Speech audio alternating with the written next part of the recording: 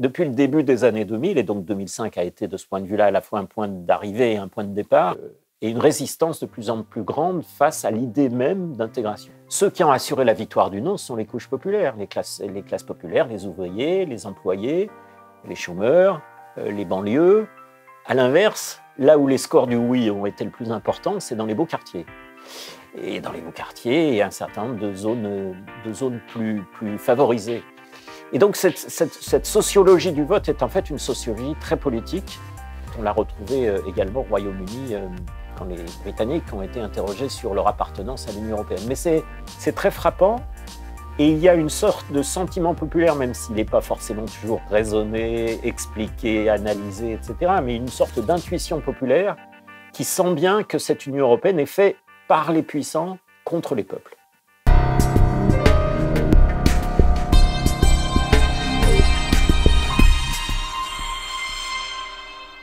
Pierre Lévy, bonjour. Bonjour. Merci de nous accorder cet entretien pour la chaîne UE Le Référendum, chaîne de la pétition référendum-ue.org.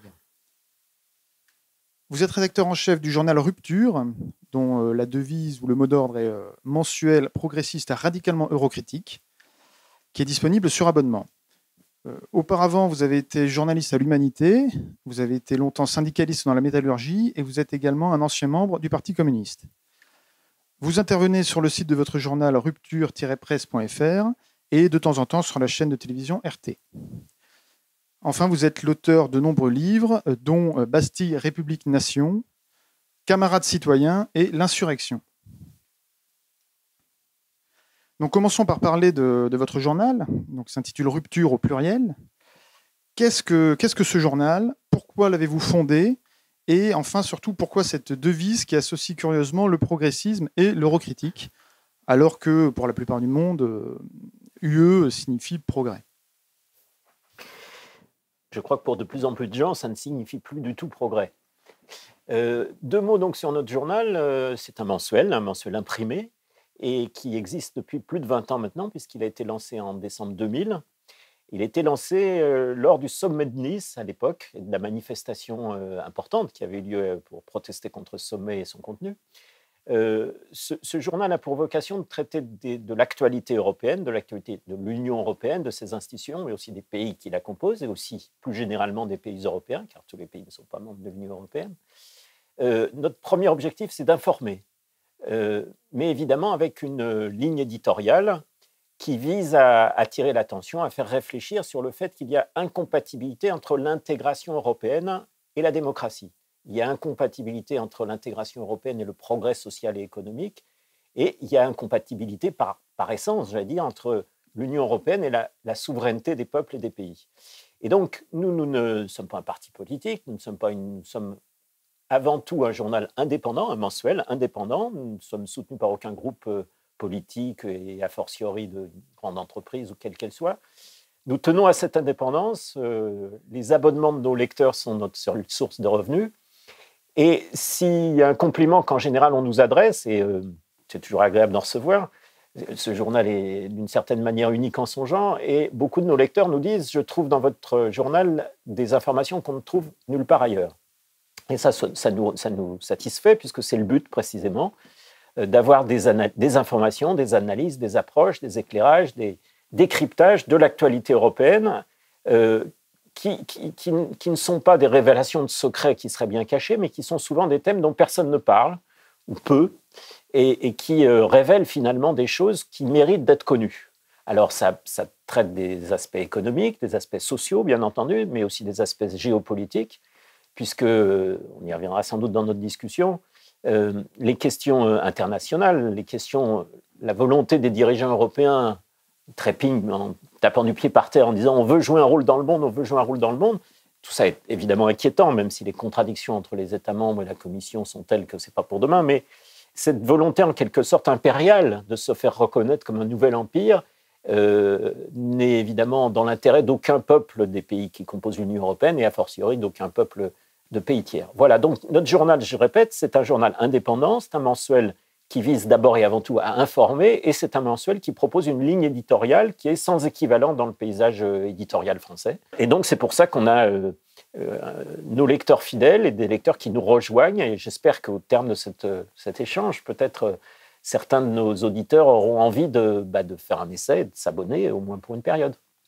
Je note un certain paradoxe parce que donc Rupture est très orientée sur la question de l'Union européenne. Or, précisément, récemment, le service public, donc France Télévisions, a annoncé que des primes seraient versées aux journalistes qui parleraient davantage de l'Union européenne. C'est-à-dire qu'ils se plaignent en quelque sorte qu'on n'en parle pas assez dans les journaux et dans les médias de grande diffusion, on va dire. Donc, que pensez-vous de cela et qu'est-ce que cette pratique vous évoque ? Alors d'abord, vous avez raison de rappeler cette petite information qui était passée un peu inaperçue et qui est quand même, pour le moins, étonnante. C'est-à-dire que des primes aux chefs de service du service d'information des chaînes de service public sont promises à ceux qui traiteraient un peu plus des questions européennes. Alors, c'était une petite information qu'on avait mis en brève et qui a fait réagir un certain nombre de nos lecteurs. La première des choses, ce qu'il faut remarquer, c'est qu'effectivement, et d'ailleurs depuis cette annonce, on ne peut pas dire que l'Europe envahit l'ensemble de nos informations et de nos écrans. Tant mieux d'une certaine manière, mais c'est parce que fondamentalement, l'Europe est un objet étranger qui n'intéresse guère nos compatriotes, en France, mais la même chose est vraie en Allemagne, en Italie ou en Espagne, et encore bien moins dans d'autres pays à l'Est notamment. Donc, et les directeurs de chaîne savent aussi que plus on parle d'Europe, plus l'audimat baisse. Alors ça les embête bien, ils aimeraient bien en parler plus, et en même temps, ils sont devant quand même cette contradiction. Alors, mis à part Arte, qui a pour mot d'ordre, en quelque sorte, de promouvoir l'intégration européenne dans ses gènes, en quelque sorte, il y a ces mesures un peu étranges d'essayer d'en parler plus, alors même que fondamentalement, ça n'intéresse pas les gens. Alors, d'une certaine manière, je suis tenté de m'en réjouir, parce que c'est quelque chose d'une construction artificielle, mais elle n'est pas seulement artificielle, elle est nocive, et revenir, c'est le propos de notre journal, mais pas seulement, revenir sur cette nocivité, sur les enjeux qu'il y a derrière, ça serait évidemment de bon ton, ça serait utile. Simplement, je crains malheureusement que dans l'état actuel des choses, le service public d'information radio et télévisé ne soit pas dans l'esprit de critiquer l'Union européenne, mais plus d'en faire l'éloge. Sur ce chapitre-là du journalisme, il y a d'ailleurs un projet qui se profile, puisque dernièrement, dans son discours sur l'état de l'Union, donc le 15 septembre dernier, la présidente de la Commission européenne, Ursula von der Leyen, a annoncé que l'Union européenne présenterait bientôt une loi sur la liberté des médias. Alors, à quoi faut-il s'attendre selon vous et quelle pourrait être la répercussion sur la presse française ? Alors, si vous me permettez, avant de répondre directement à votre question sur les médias, ce discours d'Ursula von der Leyen est passé assez inaperçu, il faut reconnaître, à part dans la bulle bruxelloise, comme on l'appelle. Ils appellent ça le discours sur l'état de l'Union. C'est une coutume qui a été directement importée ou copiée de la culture politique américaine. C'est assez significatif de le rappeler. Ce n'est pas dans la culture des différents pays de l'Union européenne, mais comme en gros un certain nombre de pères fondateurs avaient dans l'idée de faire les États-Unis d'Europe, c'est en quelque sorte leur manière de vouloir exister et donc de se prendre en quelque sorte pour le président américain, pour Madame von der Leyen. Enfin, pas elle toute seule, puisque ses prédécesseurs faisaient de même. Donc, pour qui a eu le courage de l'écouter, au journal, on l'a écouté par nécessité professionnelle. Je doute que beaucoup de gens l'aient écouté par plaisir, sauf encore une fois dans le petit cocon bruxello-strasbourgeois. C'était d'ailleurs, il y a peu de choses à en dire. C'était plus d'une heure d'autosatisfaction sur les vaccins, sur le plan de relance. Bref, l'avenir était radieux si on faisait confiance à Bruxelles pour piloter les choses. Donc, on n'a pas appris d'informations à proprement parler. Il y a eu beaucoup de lyrisme, de trémolo dans la voix, mais fondamentalement, les vraies intentions et les vraies orientations de la politique européenne, on les vit au quotidien à travers les dégâts que ça occasionne. Dans l'actualité, on peut citer l'énergie, par exemple, la hausse du prix de l'énergie, que ce soit du fuel, de l'essence, mais aussi de l'électricité, surtout du gaz. Tout ça est lié directement. C'est un exemple d'actualité qui est lié à l'Union européenne. Tout ça n'a pas les problèmes quotidiens des Français, des Allemands, des Italiens, des Suédois ou des Hongrois n'ont pas été abordés si ce n'est de manière lyrique, mais évidemment, ce qui n'apportait pas grand-chose. Donc voilà, je n'ai pas grand-chose de plus à dire sur ce discours, sinon à signaler qu'il est en quelque sorte le copier-coller d'une culture américaine qui n'est pas la nôtre.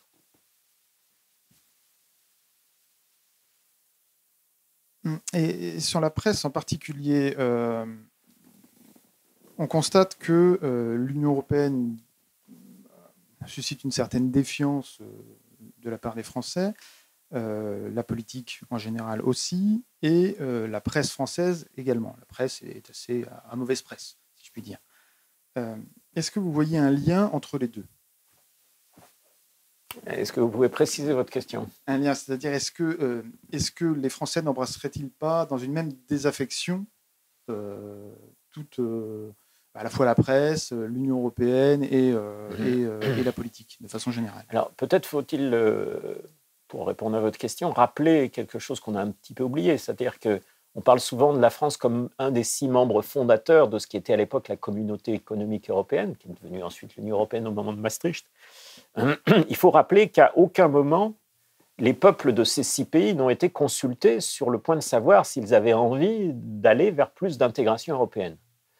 On aurait pu poser la question, pour le moins. Ça n'aurait été pas illégitime, parce que, au fond, cette Union européenne et cette volonté d'intégration manquent de la légitimité fondamentale des peuples. Il n'y a pas de peuple européen. Il y a des peuples avec leur histoire, leur culture. Ça ne veut pas dire qu'il y a des meilleurs que d'autres ou des moins bons que d'autres. Simplement, ils sont différents. Et il n'y a pas de raison objective, ou en tout cas de bonne raison, qui peut justifier qu'on s'intègre de manière beaucoup plus étroite avec les Lettons ou les Slovènes que, par exemple, avec les Sénégalais ou les Algériens. La France a des liens privilégiés de par l'histoire, de par l'histoire mouvementée, bien sûr, la culture, la langue, parfois, avec des pays avec qui, encore une fois, les liens existent, beaucoup plus que certains des pays européens. Alors, il faut avoir des coopérations. Évidemment, quand parfois on caricature ceux qui critiquent fondamentalement l'Union européenne en disant « vous voulez une fermeture sur vous-même ». Mais non, il me semble que c'est le contraire, c'est l'Europe qui rétrécit l'horizon en quelque sorte. La bonne idée serait, mais là c'est aussi le rôle des partis politiques, nous en tant que journal on se contente d'informer, de faire réfléchir, mais la bonne idée serait d'ouvrir tous azimuts en quelque sorte sur tous les horizons et tous les continents. Et donc le fond de l'affaire, c'est que l'intégration européenne, ça veut dire accepter des contraintes à partir d'un ordre qui n'a pas de légitimité. Dans la mesure où il n'y a pas de peuple européen, il n'y a pas de Parlement européen qui ait un sens. Il y a certes un Europarlement, pour lequel d'ailleurs, puisque vous en parliez, les Français, pour leur part, et beaucoup d'autres pays européens se désintéressent fondamentalement, le taux d'abstention est là pour le confirmer, mais parce qu'il n'y a pas de légitimité. Et si on veut faire des coopérations, il n'y a aucune raison de se limiter à tel ou tel cercle. Au contraire, dès lors qu'on a un club, c'est un club fermé, même s'il se targue de faire des élargissements, etc., mais il y a toujours quelqu'un de l'autre côté du mur, de l'autre côté de la frontière. Ben non, il faut que chaque pays retrouve sa souveraineté, c'est-à-dire le droit tout simplement de décider de son propre avenir, sans accepter de se lier les mains par des traités, par des directives, par des règlements, par des règles, par des institutions qui nous contraignent. Le but de l'Union européenne, au fond, de l'intégration européenne, c'est d'avoir, une fois que des décisions sont prises, ou ce qu'ils appellent l'acquis communautaire, c'est-à-dire souvent des mauvais coups, ou des décisions de libéralisation ou d'ouverture, etc., mais ce n'est qu'un exemple, ce sont des décisions irréversibles, ou alors dans des procédures qui sont improbables. Et donc, cet acquis communautaire, avec un effet cliquet, nous condamne finalement à accepter des politiques que les électeurs dans tel ou tel pays, et en France en particulier, ne peuvent plus remettre en cause. Et donc je crois qu'il y a ce sentiment diffus qui n'a jamais eu d'amour de l'Europe, fondamentalement, majoritairement de notre peuple. Il y a bien sûr des gens qui chantent les troupeaux dans la voile, l'hymne à la joie, c'est leur droit. Mais fondamentalement, massivement, notre peuple, pas plus que beaucoup d'autres d'ailleurs, ne se sent spontanément européen. Et donc, il n'y a pas de légitimité plus avant à décrire. Et donc, il y a ce sentiment, ou ce pressentiment, ou cette intuition que l'intégration européenne ne répond pas à un besoin, si ce n'est celui d'un certain nombre de forces dominantes, d'imposer des politiques sur lesquelles les citoyens des pays n'ont plus leur mot à dire, puisque ça fait partie de l'acquis communautaire. Et si un gouvernement arrive demain en France, en Allemagne, en Italie, en Belgique ou autre, qui dit nous avons été élus pour faire une autre politique et nous voulons donc tenir nos promesses, eh bien, le Conseil européen, c'est-à-dire les chefs d'État et de gouvernement, les pairs, vont dire, mon petit bonhomme, c'est bien, les gens ont voté, t'ont élu, mais l'acquis communautaire reste et c'est irréversible. Et donc, il y a une sorte de déni démocratique qui n'est pas une mauvaise construction, qui n'est pas une erreur de construction, c'est le but. C'était le but de ceux qui ont conçu l'intégration européenne, c'est précisément de dessaisir les peuples des outils et de la possibilité de décider de leur avenir. Très bien. Alors, revenons un peu à votre parcours. Votre parcours est celui d'un militant de gauche assez typique, finalement, mais le discours que vous avez sur l'Union européenne se retrouve assez peu aujourd'hui dans la gauche, et notamment au Parti communiste. Donc, vous sentez-vous toujours en accord avec la gauche de manière générale? Et sinon, pourquoi? Comment l'expliquez-vous? Comment expliquez-vous cette divergence? Je crois d'abord que les notions de gauche et de droite qui ont eu leur sens pendant 2 siècles, sont, et je dis malheureusement, je souligne malheureusement, mais les sens de ces termes sont en train de s'estomper ou se sont estompés. Peut-être y reviendra-t-on, c'est peut-être souhaitable. Mais pour l'instant, force est de constater, et notamment depuis quelques décennies en France, mais on voit la même chose dans d'autres pays. Mais en France, c'est particulier parce que ça n'a pas toujours été comme ça. Il y avait effectivement un clivage gauche-droite qui avait un sens. Et qui avait notamment un sens entre, d'un côté, les élites oligarchiques, les puissants, et puis de l'autre côté, le monde du travail, pour aller vite. Or, aujourd'hui, il y a eu des années de dissolution idéologique qui font que les termes de gauche et de droite qui appartenaient, enfin, notamment, pas en propre, mais enfin, qui avaient un sens pour notre peuple, ont perdu ce sens. Et donc aujourd'hui, à l'instar, par exemple, du terme progressiste, que le président de la République actuelle, dont il use et il abuse, en transformant, voire en inversant les termes, les valeurs, la signification, tout simplement. Aujourd'hui, seraient progressistes ceux qui militent pour les droits des LGBT, respectables par ailleurs, ou qui trépignent pour l'écriture inclusive. Et en revanche, ceux qui considèrent que les conquêtes sociales restent fondamentalement l'horizon nécessaire du progrès, ça, c'est souvent traité de conservateur. Donc, il y a une sorte de brouillage des mots, des sens.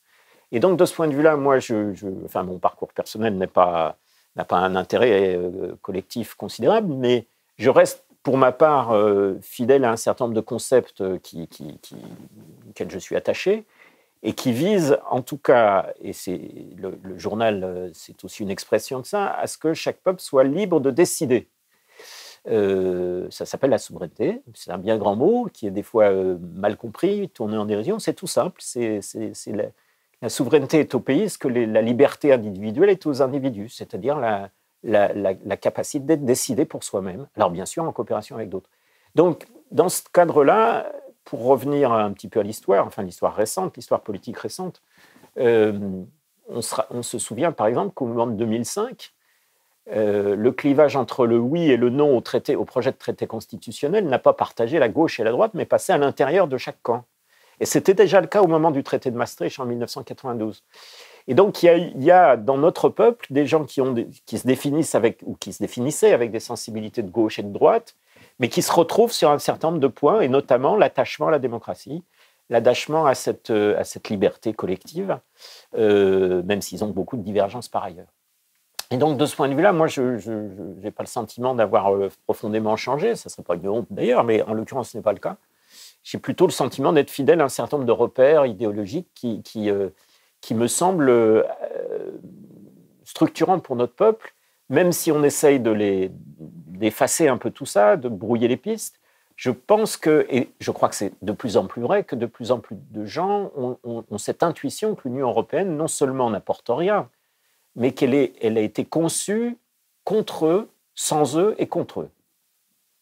Vous évoquez les deux référendums, donc de Maastricht et de 2005. Quels souvenirs conservez-vous de ces référendums et des campagnes que vous avez faites? Je crois que ce qu'il faut dire, c'est qu'un référendum, ce n'est pas seulement un jour de vote où on met un bulletin oui ou non dans l'urne. C'est d'abord et avant tout des semaines et des mois de débat qui précèdent ce moment du vote. Et c'est presque finalement le plus important. Moi, pour revenir au référendum de 2005, par exemple, dont sans doute ceux qui nous écoutent se souviennent, enfin, pour certains d'entre eux en tout cas, ça a été particulièrement manifeste. Je rappelle qu'un an avant l'annonce du référendum, le quotidien Le Monde titrait « 70% des Français favorables à une constitution européenne ». 70% des Français. Alors, évidemment, pour ma part, je suis toujours extrêmement réticent vis-à-vis de ce type de sondage. Mais en admettant même qu'il y ait une part de vérité, c'est-à-dire qu'il y a une large majorité des gens qui, à un moment donné, semblaient conquis par cette idée, ce qui est frappant, c'est que ce chiffre a fondu, au fur, pas par un phénomène surnaturel, mais tout simplement parce que dès lors que le référendum a été annoncé, en l'occurrence par Jacques Chirac, il y a commencé à y avoir ces débats. Et dans les mois qui ont précédé le vote lui-même, du 29 mai 2005, il y a eu une floraison considérable. C'était une effervescence qu'on avait rarement vue dans l'histoire de France, récente en tout cas, de multiples débats, alors dans les grandes villes, bien sûr, mais aussi dans les petites villes, voire dans des petits villages. Moi, je me souviens avoir vu dans un village une petite commune de quelques centaines d'habitants, il y a un débat avec 100 personnes à la mairie. Et des gens qui sont venus avec le texte du projet de traité, qui est pourtant particulièrement incompréhensible, qui avait été écrit pour être abscon, pour être non accessible au peuple. Et bien les gens sont venus, moi je me souviens, et ils ont regardé ligne par ligne presque. Alors, fondamentalement, la critique qu'on pouvait adresser à ce traité, ce n'était pas telle ou telle ligne en particulier, c'était son esprit d'ensemble. Mais il y avait la volonté de savoir, il y a eu la volonté de débattre, il y a donc eu une multiplication de ce type de débat. Et au fond, c'était ça, c'était la démocratie vivante.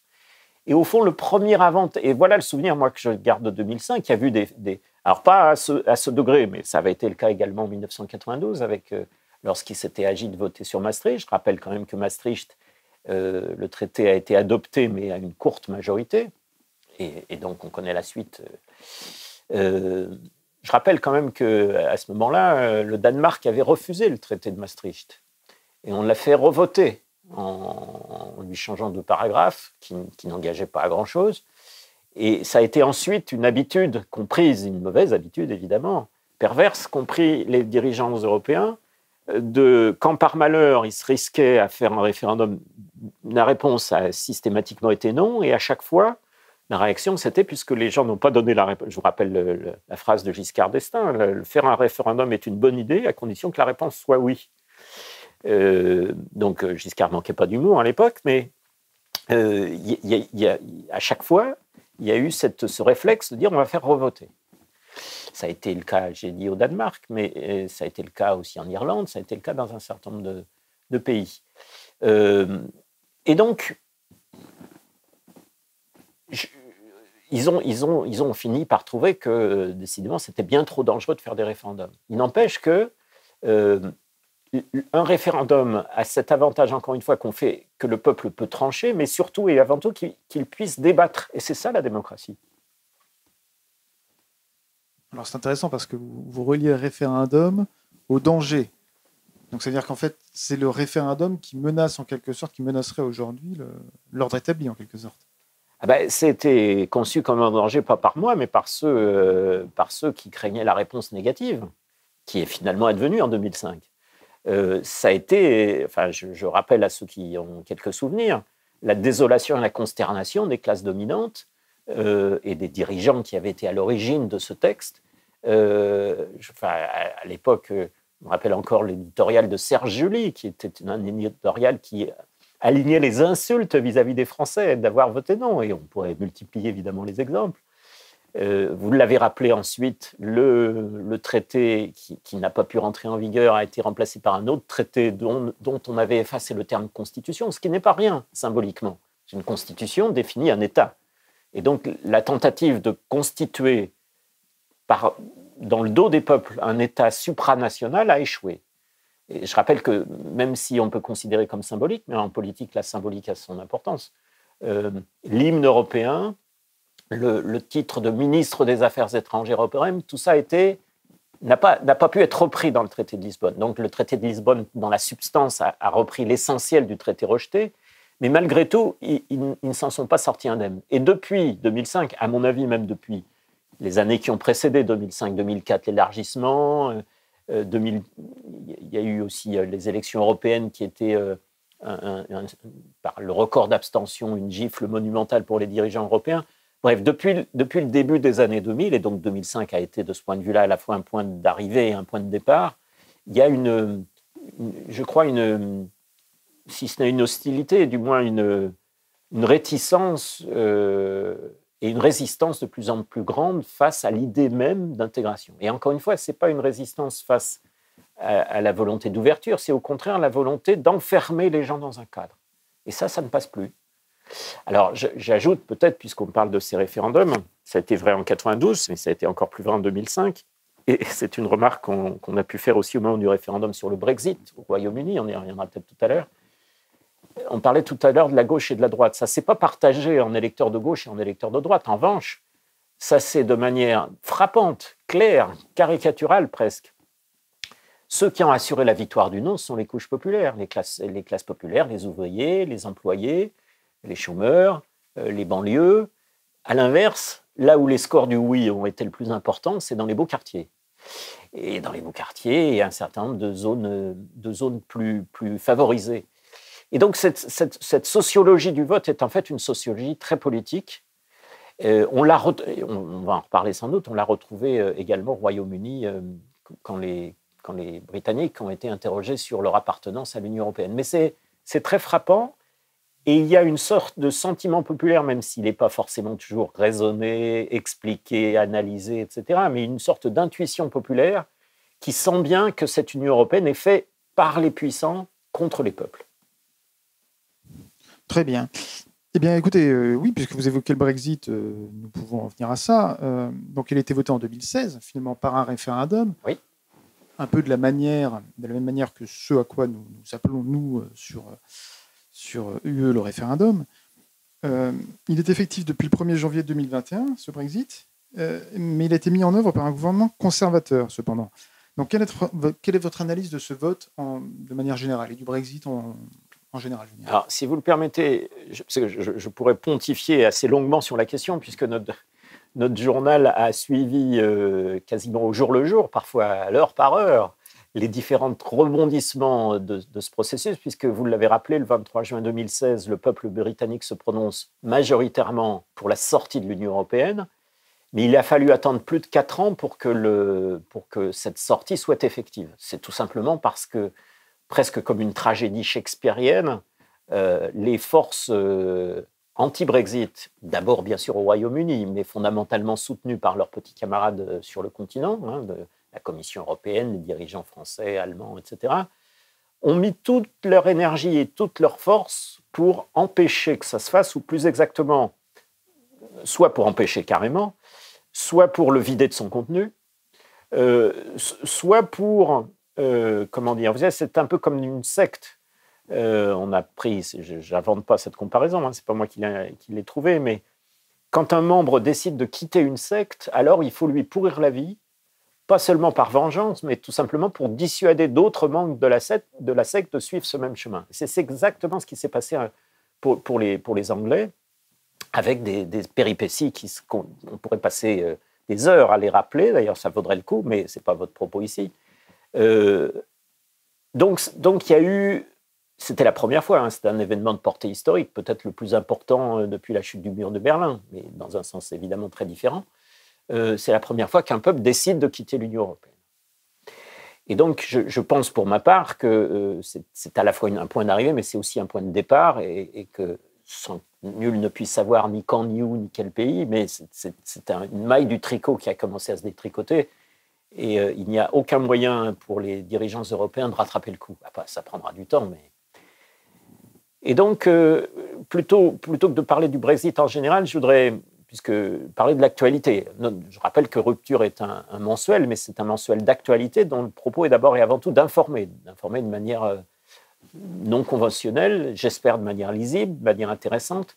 Et sur le Brexit, l'actualité, c'est la manière dont la traite, enfin, ou plus exactement un certain nombre de grands médias la traitent d'une manière évidemment qui n'est pas très sympathique, puisqu'ils font leur gros plan sur les pénuries d'essence et les queues dans un certain nombre de stations-service, voire un cataclysme plus grand encore qui menacerait les Britanniques, c'est-à-dire les pénuries de dinde pour Noël. Et certains rayons des supermarchés qui seraient d'ores et déjà désertés. Alors, il faut d'abord remettre les choses à leur place. C'est vrai qu'il y a des problèmes d'approvisionnement sur les causes desquelles je vais revenir dans un instant, d'essence, voire de produits qu'on trouve dans les supermarchés. Mais il y a quand même 3 stations essence sur 4 qui sont approvisionnées normalement, et on n'a pas vu des Anglais en rayon se déchirer sur le moindre quignon de pain qui serait laissé par les moineaux. Donc on n'est pas encore en situation très catastrophique. Il y a évidemment une exagération. Cela dit, et c'est pour ça que j'en parle, c'est intéressant parce qu'il faut regarder les causes de cette situation. Alors, mis à part l'aspect de pandémie, qui a évidemment été important, je rappelle que les tensions d'approvisionnement sont fortes, pas seulement en Angleterre, mais en Angleterre, il y a quelque chose de particulier, c'est que le fait de sortir, au Royaume-Uni, le fait de sortir de l'Union européenne met fin, et c'était l'un des objectifs de ceux qui l'ont promu, notamment de l'actuel Premier ministre, Boris Johnson, et c'était fondamentalement une des conséquences et un des buts, c'est notamment d'en finir avec la libre circulation de la main-d'œuvre. Et donc, il se trouve qu'un certain nombre de postes, alors ce n'est pas l'essence qui manque ni les dindes, c'est ceux pour les transformer et surtout pour les transporter. Et par exemple, pour prendre cet exemple qui est le plus net, dans le transport routier, il y a des dizaines de milliers de chauffeurs routiers polonais, baltes, qui assuraient le transport notamment de carburant, qui à l'occasion de la pandémie sont rentrés chez eux et qui ne sont pas revenus parce que précisément, les conditions dans lesquelles ils peuvent travailler au Royaume-Uni ont changé, sont plus drastiques. Quelle est la conséquence de ça? Alors certes, il y a une période transitoire où il y a des frictions, mais qui vont être résolues, mais surtout, qu'est-ce qu'on voit là? C'est que les employeurs, et notamment les patrons de supermarchés, les firmes de transporteurs, en sont maintenant réduits à proposer des primes assez substantielles pour former et pour recruter de nouveaux chauffeurs. Des chauffeurs britanniques qui ne sont pas forcément décidés à accepter les salaires de misère que les Polonais ou les Baltes acceptaient précédemment. Avec ce phénomène, et c'est ça sur lequel je voulais insister, ce phénomène extraordinaire, si je puis dire, que par exemple au mois de juillet, en Grande-Bretagne, les salaires ont augmenté en rythme annuel de 8,8%. C'est la première fois depuis presque quasiment un quart de siècle. Pour une raison simple, c'est que dès l'instant où il n'y a plus cet afflux de main-d'œuvre immigrée, notamment d'Europe de l'Est, qui est prête, et je ne leur jette pas la pierre, parce que c'est parfois une question de survie pour eux, qui est prête à s'expatrier pour essayer de trouver des boulots et donc d'accepter des jobs que n'auraient pas fait les Britanniques, eh bien, quand ils ne sont plus là, ça fait mécaniquement monter les salaires. Et donc ça, c'est ce que, évidemment, cachent nos grands médias. Et avec cet étonnant paradoxe, parce que vous l'avez rappelé, c'est un gouvernement conservateur qui est aujourd'hui à la tête du pays, du Royaume-Uni.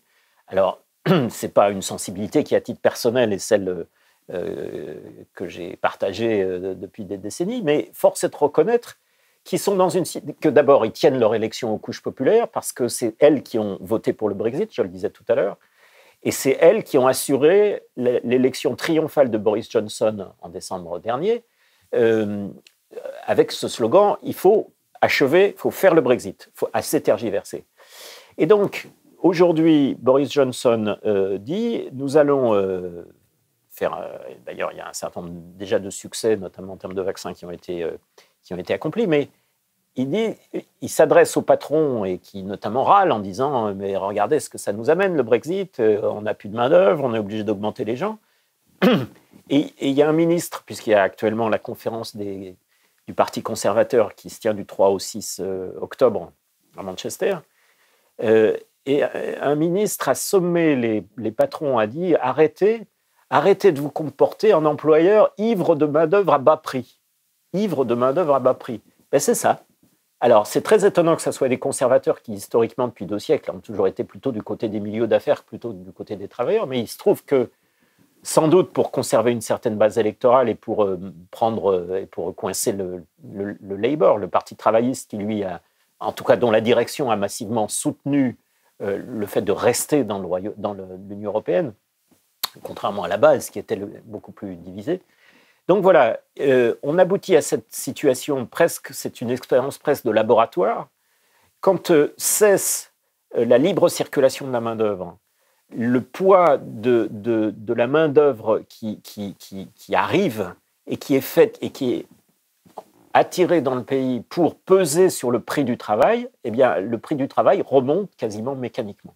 Voilà, donc je rappelle quand même que à la base, au fondement de l'Union européenne, et ça, quand on fait, nous, de l'actualité, on le retrouve dans la plupart des événements et de l'actualité européenne.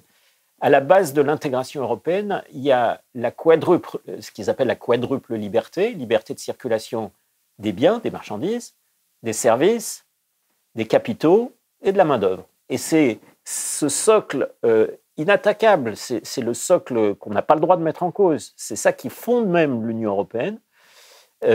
C'est ce socle-là qui est finalement à la base à la fois de tous les reculs sociaux et de tous les dénis démocratiques. Alors revenons sur le fameux discours sur l'état de l'Union d'Ursula von der Leyen. Rupture s'est fait le relais dans son dernier numéro d'une déclaration qu'elle a eue lors de ce discours, où elle a dit, je la cite, « Nous allons nous attaquer aux problèmes structurels de notre économie, qu'il s'agisse de réformer le marché du travail en Espagne, le système de retraite en Slovénie ou la fiscalité en Autriche. » Donc, ce qui est très surprenant, c'est que la Commission européenne expose ici très clairement qu'elle agit directement sur la politique des États. Donc, apparemment, elle se moque éperdument de savoir qu'il va y avoir, par exemple, une élection présidentielle dans quelques mois en France, quoi. Donc, qu'est-ce que ça signifie? Qu'est-ce que ça implique pour le peuple français? Et à quoi faut-il s'attendre? Et y a-t-il moyen de lutter? Comment lutter? Alors, juste avant de répondre à votre question, un petit clin d'œil. Quand vous citez le mot de fameux discours d'Ursula von der Leyen, je vous rassure tout de suite, à part la bulle bruxelloise, personne n'a connaissance de ce discours. Donc, son côté fameux est sans doute à nuancer. Mais au-delà de ce clin d'œil, votre question est évidemment pertinente. Il y a eu cette déclaration que vous avez citée dans ce discours qui dit en gros, on va s'occuper de vous sur le plan social et économique. Hein, on va mettre de l'ordre un peu là-dedans. Et cite 3 exemples. Cet extrait a été très peu cité. D'ailleurs, le discours a été très peu cité, mais ils se sont bien gardés, en effet, je parle des grands moyens d'information, et même des plus petits, de s'intéresser à cette partie-là du discours, peut-être parce que ça leur paraissait naturel, peut-être aussi parce qu'il valait mieux pas que les gens y accèdent. Nous, on a écrit à ce sujet, vous avez relevé la citation d'ailleurs dans nos colonnes. En effet, la Commission européenne, mais encore une fois, ce n'est pas seulement la Commission européenne, c'est la Commission européenne en lien avec le Conseil européen, c'est-à-dire les chefs d'État et de gouvernement. Il n'y a pas une méchante commission et des bons et gentils dirigeants européens. Tout ça participe d'une partition où chacun tient son rôle avec les contradictions que j'ai signalées tout à l'heure. Mais il y a une volonté commune, ce qu'ils appellent de réformer. Le terme qu'ils ont longtemps utilisé, c'était les réformes structurelles. Et donc, cette volonté de réforme, elle est plus que jamais, ils veulent la mettre en œuvre plus que jamais, alors dans des conditions qu'ils n'avaient pas tout à fait prévues, qui est celle de la crise pandémique et de la crise économique qui s'en est suivie. Et donc, une crise gravissime au point qu'ils ont été contraints de suspendre, par exemple, le pacte de stabilité. Mais ça n'est pas au nez, c'est-à-dire qu'un certain nombre de pays, dont l'Allemagne, ça discute en ce moment, mais on rappelle bien, c'était une suspension provisoire. Hein. Donc ça va être un grand débat après l'élection présidentielle française. Vous avez raison de le souligner, les Français votent et puis ensuite on passe aux choses sérieuses, c'est-à-dire en particulier comment on va remettre le pacte de stabilité. Alors certains grognent un peu, en France, en Italie, etc. Mais fondamentalement, le pacte de stabilité ne sera pas remis en cause. Il sera remis en vigueur. Et il y a également, j'ai parlé de la crise pandémique et de la crise économique qui s'en était suivie, il y a une grande fierté qui est mise en avant par Mme von der Leyen, par sa commission, par les dirigeants européens, en particulier par M. Macron et Mme Merkel, qui en étaient à l'origine. C'est je mets ça entre guillemets, ce fameux plan de relance de 750 milliards qui a été salué comme un événement non seulement économique, mais un événement politique, puisque pour la première fois, alors en plus, ils ont dit ça, c'est pas tout à fait vrai, mais enfin, à cette masse d'argent, c'est vrai, pour la première fois, les pays de l'Union européenne vont emprunter collectivement. Alors, ça pose évidemment pas mal de questions. Emprunter collectivement pour distribuer en dons et en prêts à différents pays, moyennant des recettes sur lesquelles ils ne se sont pas encore entendus. Et si les recettes propres qu'ils prévoient ne sont pas décidées, ça veut dire que, par exemple, pour la France, on se voit attribuer 40 milliards de l'Europe, mais on devra à terme rembourser 80, ce qui n'est pas une opération extraordinairement avantageuse. Je ne rentre pas dans le détail. En tout cas, ce qu'il faut retenir à ce stade, c'est que ce plan, ce n'est pas seulement de l'argent qui est distribué, c'est surtout de l'argent qui est distribué sous conditions. Donc, il y a essentiellement 2 conditions qui sont mises en avant. La transition écologique, qui est une des grandes marottes des dirigeants européens, de la Commission européenne en particulier, et qui est une des raisons pour lesquelles les prix de l'énergie flambent. Peut-être on y reviendra tout à l'heure. Et la deuxième condition, la modernisation digitale. Et donc, fondamentalement, les sous, c'est-à-dire les dons et les prêts, vont être distribués à condition que chacun des pays présente des plans de réforme de sa propre économie. Donc, la plupart des pays, il en manque encore 2, mais ont présenté ces plans. Beaucoup d'entre eux ont déjà été approuvés. Et dans les plans, on s'engage à réformer, etc. Autrement dit, on vous donne de l'argent, mais c'est pour mieux restructurer l'économie à la mode de Bruxelles. Enfin, de Bruxelles et, encore une fois, de l'ensemble des dirigeants européens. Et donc, les 3 pays que vous avez cités, c'est en effet, ça correspond bien à ça. C'est-à-dire ils n'ont pas abandonné cette ambition de réformer en profondeur dans le sens des intérêts du capital. Alors, ce que je dis peut paraître peut-être un peu abstrait, mais en France, ça se décline très concrètement, notamment par la réforme de l'assurance chômage qui vient de passer, et dont sont victimes des milliers et des milliers de chômeurs qui vont toucher notamment de précaires, ceux qui travaillent plus, qui vont voir leurs allocations diminuer. Et puis la fameuse réforme des retraites qui nous pend au nez, dont les dirigeants français se demandent, enfin le gouvernement, le président de la République se demandent s'ils le font un peu, pas tout de suite, un peu après, plus tard. Mais il faut rappeler quand même que cette réforme des retraites est explicitement poussée par la Commission européenne. Encore récemment, sur RTL, le commissaire européen Thierry Breton, alors lui-même français, qui fut le PDG de Thomson, de Bull, qui fut ministre des Finances, qui fut patron de Bercy, qui est maintenant donc le commissaire français et qui a le portefeuille du marché intérieur et de plein d'autres choses, est intervenu en disant « Écoutez, moi je ne suis pas là pour donner le calendrier au gouvernement français, mais chacun a sa temporalité, mais nous, Commission européenne, on compte bien que cette réforme des retraites soit menée. Sous-entendu, évidemment, les sous en dépendent aussi. » Donc voilà, tout ça est très concret. Et vous avez raison de souligner que quand Mme von der Leyen prononce cette phrase, ce qui est étonnant, ce n'est pas le fond, parce qu'évidemment, la Commission européenne ne se cache pas de vouloir pousser en avant en tant que chef d'orchestre les différentes réformes. C'est son rôle défini par les traités. Mais ce qui est étonnant, c'est qu'elle le dit aussi directement, aussi brutalement. En gros, on va s'occuper de la Slovénie, on va s'occuper, etc. Donc, partout où les choses prennent un peu de retard, où on hésite un peu, etc., où les électeurs ont voté pas exactement comme il fallait qu'ils votent, où il y a des situations politiques un peu... Je fais juste une parenthèse, puisqu'on en parlait tout à l'heure, mais chacun a en tête l'exemple de la Grèce en 2015.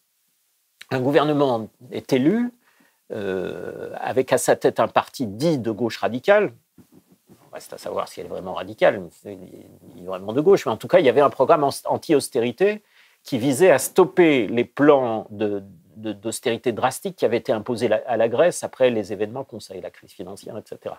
Et quand on dit austérité drastique, ce n'est pas des mots. Hein, des gens sont morts. Il y a des hôpitaux, des retraités qui ont fait les frais de tout ça dans leur vie. Hein. Ils ont d'ailleurs été tellement loin qu'ils réfléchissent peut-être après que ça n'a pas aidé à la popularité de l'intégration européenne. Enfin, donc, Tsipras arrive, devient Premier ministre grec et dit « Moi, j'ai été élu sur la fin de l'austérité pour la Grèce ». Et il ne dit pas pour sortir de l'euro ou pour sortir de l'Union européenne. Au contraire, dans son programme, il dit « Mais il faut qu'on reste dans l'Union européenne, il faut qu'on reste dans l'euro ». Pas de chance. Comme il tenait sur sa priorité, c'était de rester dans l'Union européenne et de rester dans l'euro, il n'a pas fallu 3 mois avant que les pressions de ses pairs, des 26 autres pays, ne le contraignent à commencer à faiblir, puis en juillet 2015, à organiser un référendum en disant « Est-ce que vous me soutenez dans mes efforts pour mettre en échec l'austérité ?» Ça, c'était juin-juillet 2015. Plus de 60% des Grecs ont voté contre l'austérité dans ce référendum provoqué par le Premier ministre lui-même, dit de gauche. Moins de 8 jours plus tard, Tsipras capitulait en race campagne et acceptait des conditions encore pires que celles qui existaient avant le référendum. Alors je dis ça non pas pour charger spécialement Tsipras, mais parce que dès l'instant où un Premier ministre admet que quoi qu'il arrive, on reste dedans, et y compris on reste dans la monnaie unique, alors il se condamne lui-même à subir les pressions de l'Union européenne, et ça ne pouvait tourner que comme ça. On ne peut pas à la fois avoir les contraintes et avoir la liberté de choix. Et malheureusement, le peuple grec en a fait les frais, sans doute plus durement encore que d'autres. Tsipras en a fait les frais aussi, puisqu'il a été battu après coup. Mais en tout cas, c'est ainsi que la démocratie dans chacun des pays est bafouée. Vous avez signé vous-même la pétition référendum-ue.org qui appelle donc à un référendum sur notre appartenance à l'Union européenne. Vous avez dit énormément de choses sur le fonctionnement de l'Union européenne au cours de cet entretien. Comment pourriez-vous résumer en quelque sorte votre l'argument pour inviter les gens à signer cette pétition et à se mobiliser pour obtenir justement un référendum sur l'Union européenne? Il y a une raison de fond et une raison de méthode. La raison de fond, je l'ai dit et je ne peux que la répéter, c'est-à-dire qu'il y a une incompatibilité entre ne pas remettre en cause, ne pas poser la question de l'Union européenne et vouloir quand même transformer ou changer les choses dans un pays. Et donc, pour ceux qui ont envie de ne pas se contenter du statu quo, qui n'est d'ailleurs pas le statu quo, puisque les conditions sociales et économiques se dégradent, ne pas poser la question du rôle de l'Union européenne, c'est au fond se tirer une balle dans le pied, c'est ou se lier les mains. Donc ça, c'est le fond. Après, il y a la question de méthode qui est celle sur laquelle j'ai insisté tout à l'heure. C'est-à-dire, avant même le verdict populaire, il y a le débat populaire. Et je crois que le premier mérite d'un référendum, c'est la campagne qui le précède. C'est ce que ça permet en termes d'échange d'arguments, de débat politique au sens noble du mot politique, et de mettre sur la table des choses qui sinon n'y figureraient pas.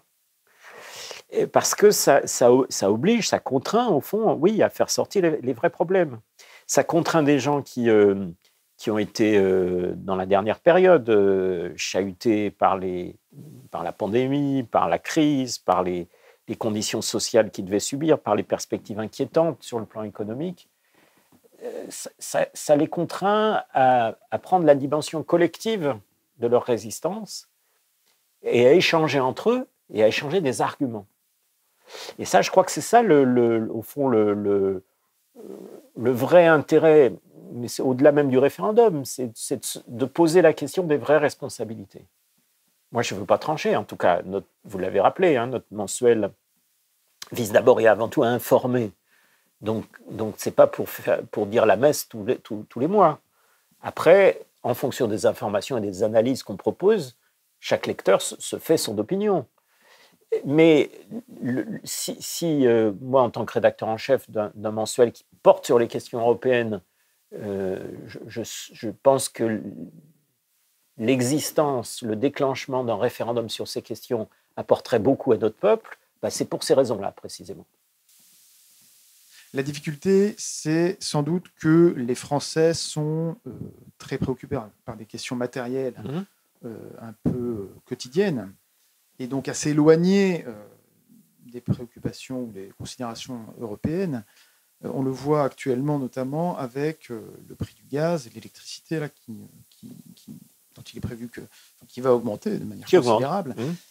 Et donc comment faire pour rattacher ça en quelque sorte rattacher les Français aux questions européennes? C'est très bien que vous posiez la question parce que c'est un bon exemple du rôle direct de l'Union européenne dans un domaine qui concerne la vie quotidienne de millions de nos compatriotes. D'ailleurs, ça ne vaut pas seulement pour la France, les hausses de prix de l'énergie ont été particulièrement fortes en Italie, ont été particulièrement fortes en Allemagne, en Allemagne aussi, mais en Espagne.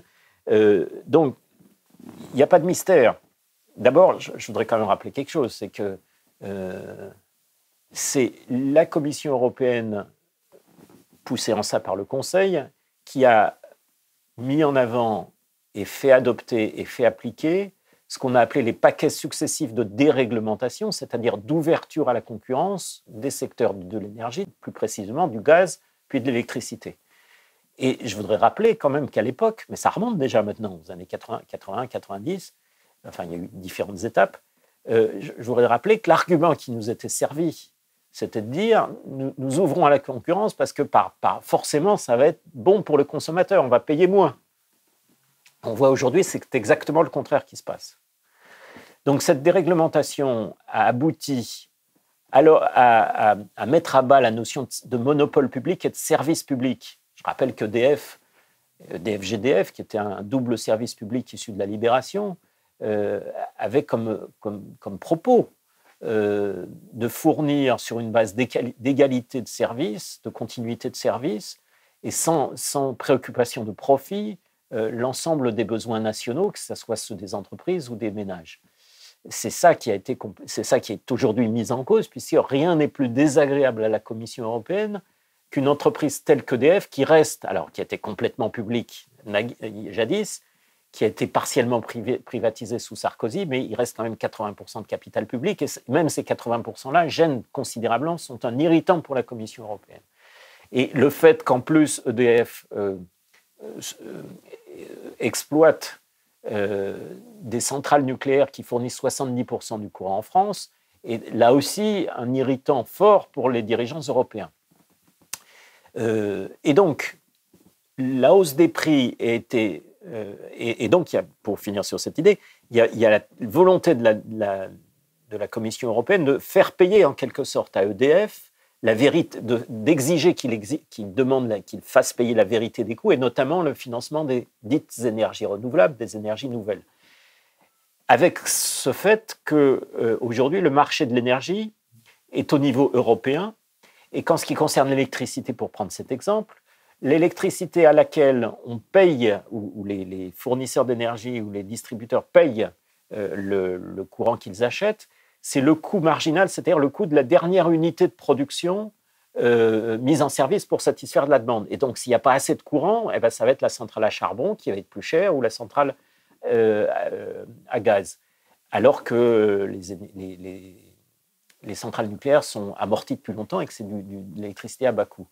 Et même le ministre le Maire, Bruno Le Maire, le ministre de l'Économie et des Finances, a trouvé scandaleux, enfin il se réveille un peu tard, que du fait de ce marché européen et de ces règles de concurrence européennes, alors qu'on devrait avoir de l'électricité à bas prix parce que ça fait près de 50 ans qu'on a cette électricité nucléaire et que les centrales sont amorties, qu'on a investi là-dedans, que la collectivité a investi là-dedans, eh bien, on est obligé de payer non pas le prix auquel on devrait payer si on avait la logique de production française, mais le prix européen, c'est-à-dire un prix beaucoup plus cher. S'ajoute à ça Alors on peut dire qu'il a mis le temps pour comprendre, mais il faut quand même saluer cette lucidité tardive.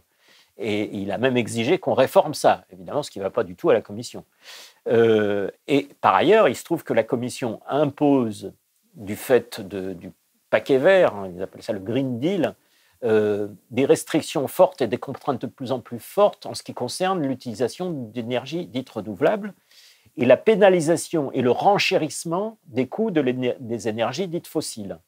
Ce qui veut dire qu'il y a, par exemple, un système d'échange de quotas de CO2 qui renchérissent délibérément, ce n'est pas une conséquence négative, c'est leur but. Ils renchérissent l'électricité issue des énergies fossiles, précisément pour inciter les différents producteurs à se tourner vers d'autres sources et les utilisateurs d'eux-mêmes. Et donc, structurellement, il y a le but de faire monter le prix de l'énergie aussi pour faire en sorte que les gens consomment moins d'énergie. Au fond, c'est cette logique de la décroissance. Je rappelle que Sigmund Mansholt, dans les années 60, un des vice-présidents de la Commission européenne, puis président, était un de ceux qui, au Club de Rome, préconisait déjà la décroissance. Alors, pour conclure sur cet aspect d'énergie, et pour renouer avec votre question, et pour bien montrer à quel point ces questions sont très directement liées au quotidien des Français, chacun a en tête le mouvement des Gilets jaunes. Je rappelle quand même qu'il a été déclenché. Alors certes, il y avait beaucoup de choses qui sont venues ensuite, mais l'étincelle, ça a été la volonté d'imposer une taxe carbone sur les carburants au nom de la préservation et de la sauvegarde du climat. Et alors même que pour des millions et des millions de gens, prendre sa voiture, ce n'est pas un luxe, c'est simplement une nécessité.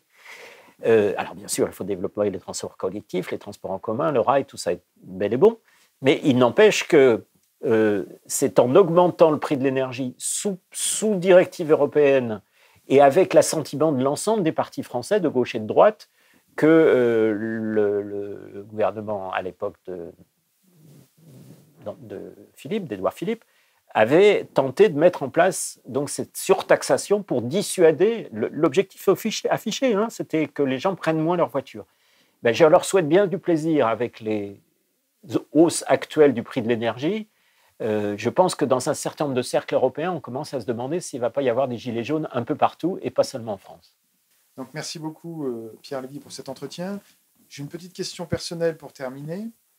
Alors, Twitter a classé, il y a un an à peu près, je crois, le compte Twitter donc, de Rupture, de votre journal, en, j'ouvre les guillemets, médias affiliés à la Russie. Donc, c'est affiché sur chacun des tweets que fait ce compte.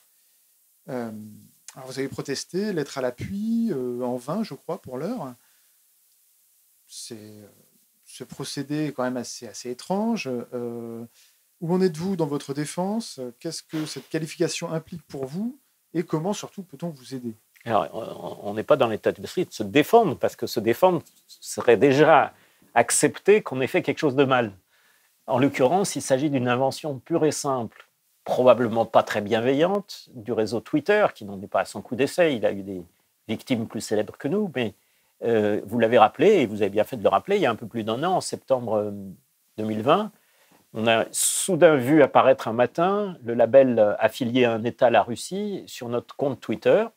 Alors, sachant pas, on s'est demandé d'où ça sortait. Est-ce que c'est une erreur? Est-ce que c'est une provocation? En tout cas, eh bien, un an après, on n'est toujours pas plus avancé. C'est-à-dire qu'on n'a pas pu avoir gain de cause. La seule réponse qu'on ait eue de la part de tout, parce que évidemment, faut-il préciser que c'est une contre-vérité inventée, une invention pure et simple. On ne reçoit aucun argent de Poutine ou de qui que ce soit. Enfin, d'ailleurs, je l'ai dit, on est un journal indépendant et donc c'est évidemment insultant de mettre en cause notre indépendance. Alors, est-ce que c'était le but? Je ne sais pas. En tout cas, vous avez raison de poser cette question parce que même dans choses mauvaises, il faut savoir rire un peu. Ça nous a fait d'abord un peu de publicité, je dois le dire, puisque quand même un certain nombre de gens se sont dit qu'est-ce que c'est que ce journal qui tout d'un coup est étiqueté comme ça. Donc on a eu quelques dizaines d'abonnements nouveaux et je salue les lecteurs qui nous ont rejoints et j'espère que peut-être ceux qui nous écoutent vont aussi avoir la curiosité de découvrir notre journal qui est unique et qui est d'ailleurs le seul en tant que journal imprimé à avoir droit à cet honneur de cette étiquette. Et donc ce que je voulais simplement signaler, c'est qu'on a fini par avoir une réponse au bout d'un nombre de démarches importantes. En plus, Twitter n'est pas représenté massivement en France, ça passe par l'Irlande, enfin, peu importe. Et donc, Twitter nous a répondu en substance, écoutez, si vous avez des informations à nous donner qui prouveraient que c'est faux, donnez-les nous. En attendant, on maintient le truc. Autrement dit, la charge de la preuve est inversée. Prouvez que vous n'avez pas tué vos parents, prouvez que vous n'avez pas d'armes de destruction massive, c'est ce qu'on avait reproché à Saddam Hussein avant de lui déclarer la guerre. Et donc, on est sommé en quelque sorte, on est présumé coupable, et la seule manière d'en donner cette étiquette, ce serait qu'on prouve qu'on n'a pas de sous qui nous viennent de la Russie. C'est évidemment absurde, mais allez, on peut prendre ça comme un compliment, ça nous a permis de faire un petit peu de publicité, que des gens nous découvrent, et j'espère qu'à l'occasion de notre dialogue de ce soir, d'autres gens auront aussi cette curiosité de découvrir le seul journal qui informe complètement sur les questions européennes, avec lesquelles on n'est pas forcément d'accord on n'est pas obligé d'être d'accord avec l'ensemble de la ligne éditoriale du journal, mais encore une fois, je crois que en tout cas je l'espère, que notre mensuel imprimé mérite au moins ce compliment qu'on nous fait, c'est qu'on trouve des informations dedans qu'on ne trouve pas ailleurs.